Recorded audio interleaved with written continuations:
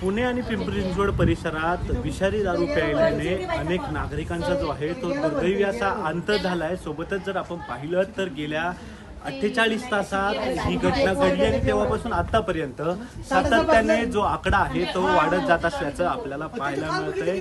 अगदी 2 अंकी संख्यांमध्ये या मृतांचा आकडा जो आहे तो गेल्याचं पाहायला मिळतंय। सध्या मी आता त्याच संजयनगर परिसरात आहे। पुण्यातील पिंपरी चिंचवडमधील फुगेवाडी आणि फुगेवाडीतील हा संजयनगर परिसर ही जर तुम्ही पाहिली तर दाट लोकवस्ती असणारा हा संपूर्ण जो आहे तो प्रदेश आपल्याला या ठिकाणी पाहायला मिळतो। सोबतच जर आपण या ठिकाणी पाहिलं तर 3,500 ते 4,000 इतकी लोकसंख्या या संपूर्ण भागाची आहे।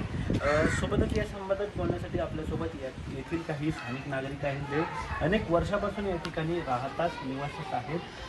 ताई, काय सांगाल, खरं तर इतकी दुर्दैवी जी घटना आहे ती तुमच्या भागामध्ये घडली आणि विषारी दारू प्यायल्यामुळे इतक्या मोठ्या प्रमाणात लोकांचा जो आहे तो अंत झाला। हो, बरोबरच आहे। कारण आज एवढा कोरोनाचा काळ निघून गेला, त्यावेळेस आमच्या इथं एवढ्या माहिती झाल्या नाही, त्या आत्ता ह्या विषारी दारूमुळे झालेल्या आहेत। तर आमचं म्हणणं एवढंच की हे कुठेतरी थांबलं पाहिजे, कुठंतरी थांबलं पाहिजे। सरकारने याची दखल घेतली पाहिजे। हे दारू धंदे अड्डे हे ज्या भट्ट्या निघतात त्या बंद झाल्या पाहिजेत। आणि जो आता जे परिवार उघडे पडलेत त्यांना सरकारकडनं काहीतरी थोडीफार मदत भेटली पाहिजे। साधारण किती नागरिक आहेत त्यांचा समावेश या संपूर्ण घटनेत आतापर्यंत आहे? 14-15 लोक तर गेले, 3 तर सिरियस आहेत, 3 सिरियस आहेत आता। जर आपण पाहिलं तर तुम्ही आम्हाला ते सांगते ना, आम्हाला त्या नदीला आहे ना मैती जाळायला जागा भेटताना जर एक संघ 2-2, 3-3 मैती निघल्या आणि 3च बॉडी जाळण्याचं जर ते हे असेल तर चौथी मैत कुठं जाळायची हा प्रश्न पडलाय लोकांना। असा प्रसंग कधी बघितला? माझ्या जन्माच्या अगोदरपासून हे धंदे चालू आहेत आणि असा प्रसंग तर कधीच नाही आलेला, कधीच नाही आलेला। या ठिकाणी एक ॲडव्होकेट साहेब आहेत, त्यांचं ऑफिस हे या एरियामध्ये आहे। इतका दाट लोकसंख्येचा प्रदेश आहे आणि या ठिकाणी असे 3-3, 4-4 जे दारूचे जुटे अवैध पद्धतीने चालतात, कुठेतरी पोलीस प्रशासन आणि प्रशासनाचा वर्धा असल्याशिवाय हे शक्य नाही।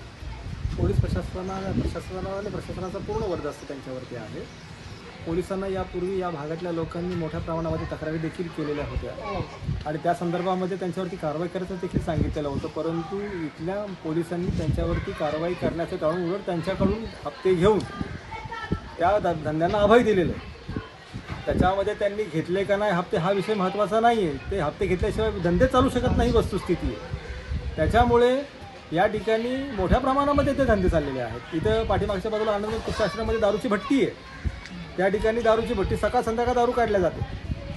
त्या ठिकाणी ज्या जाणारे लोक आहेत ते कुष्ठरोगी लोक आहेत म्हणून त्या ठिकाणी त्यांना दारू आम्हाला लायसन मिळालं असं स्वरूपात ते लोक सांगतात आणि अशा पद्धतीने हा दारूचा धंदा चालू आहे ठिकाणी।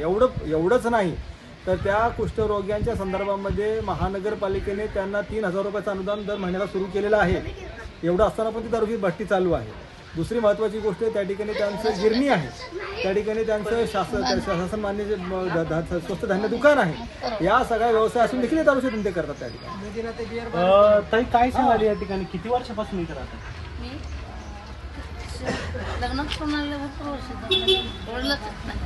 अशा तुमच्या वस्तीमध्ये अशा स्वरूपाचे जे आहे ते म्हणजे अशी घटना तर पहिली टाइम घडली आहे, घटना तर कधी झालेली नाही।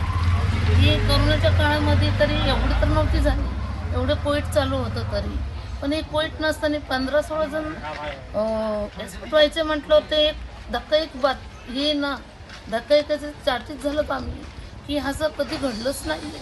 हे आता कसं घडतंय आम्हाला शॉक बसलाय, कधी घडलेलंच नाही। पिंपरी चिंचवडमध्ये 4 नगरसेवक फुगेवाडी, कासरवाडी, दापोडीमध्ये तर आम्ही जसं आलो तसं ही घटना पहिली टाइम बघतोय आम्ही की अशी घटना आतापर्यंत झालेलीच नाही। ताई, तुम्ही याची तक्रार जी आहे ती केली होती अधिकारी, पोलीस असतील, महानगरपालिका? ज्यांच्या घरांनी हे प्रकरण व्हायचे दारूचे त्यांनी जाऊन तक्रारी केल्या, पण तक्रार घेणार कोण? त्यांची दखल गोरगरिबांची घेताय कोण नाही घेत। गरिबांना व्हॅल्यूच नाही आहे, किंमत नाही आहे। म्हणजे ह्या फुगेवाडी, दापोडी, कासरवाडी गावात 4 नगरसेवक आहेत। 2-3 दिवसापासून हे प्रकरण चालू आहे, एकही नगरसेवक नाही। आज जेव्हा आमदार शंकर जगतापांच्या कानावर ही घटना गेली त्यावेळेस आमदार शंकर जगताप, अमित गोरखे साहेब झालं, हे साहेब लोक येऊन आज त्यांनी तातडीने त्यांनी बरोबर चांगलीच असेल जे त्यांनी प्रत्येक चांगली घरोघरी जाऊन ज्यांच्या घरात मृत्यू झालेत त्यांच्या घरात जाऊन त्यांची चौकशी केली, त्यांना काहीतरी आश्वासन दिलं असेल त्यांनी त्यांची दखल घेणार म्हणून त्यांना सांगितलंय. मग जेव्हा त्यांनी हे प्रकरण पुढाकार घेतलाय तर हे कुठंतरी मार्गी लागल असं आम्हाला वाटते. आमचा 100% आमदारांवरती विश्वास आहे. खरं तर तुम्ही तर राहायला तुमच्या शेजारच्या अनेक बायांचे जे आहेत महिलांचे परपंच जे आहेत ते उघडे पडले. एकाच घरातले 2-2 जण गेले. 2-2 जण गेले. आम्ही डोळ्याने हे सगळं दृश्य पाहिले ना. मग आता माझं एवढंच सांगणं आहे, नुसते व्हिडिओ आणि टीव्हीला याला व्हायरल नका करू, याच्यावर काहीतरी निर्णय घ्या. कारण की दुसरे बी कुटुंब वाचतील. नुसतं फोटो व्हिडिओ काढून उपयोग नाही, काहीतरी करून दाखवा ना. आम्हाला पण मीडियाला झळकायचं नाहीये.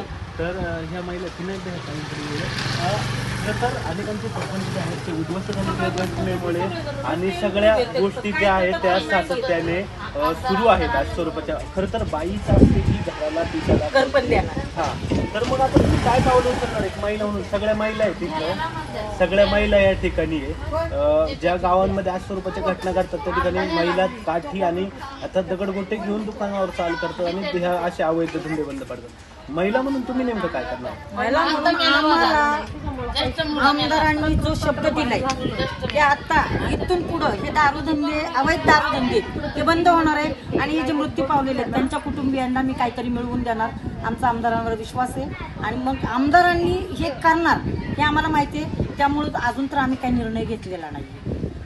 आमदारांनी जर निर्णय आम्हाला सांगतील त्याच्या पुढे बघूयात, पण आमदारांवर विश्वास आहे. काय नेमकं करणार? जेव्हा खरं तर मी त्यांना पण तेच म्हटलं की बाईचा स्थिती घराला